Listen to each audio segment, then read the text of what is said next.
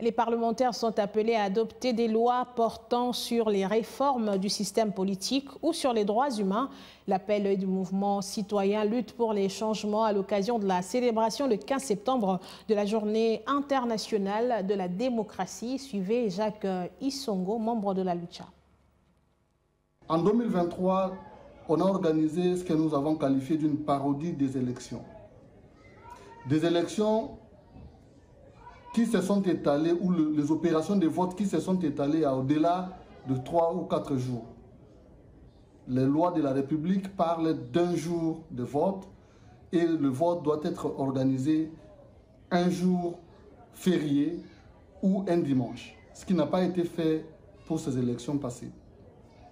Des élections où on a dénoncé la détention illégale des dispositifs électoraux, donc des machines à voter, au sein des particuliers et des candidats, des bourrages d'urnes, et j'en passe, avec beaucoup d'autres irrégularités. La transparence de ces élections a été un problème.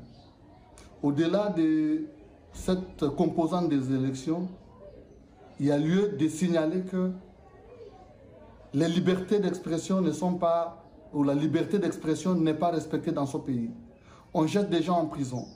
Le cas patent, l'arrestation ou l'enlèvement, si on doit le qualifier, de cette Kikouni, qui aujourd'hui est en détention à la ANR. Nos camarades de Goma, King Mwamoussio, qui est actuellement détenu à Mouzeze et à Goma pour avoir critiqué l'état de siège. D'autres activistes qui sont en cabale et des hommes politiques qui sont en débandade.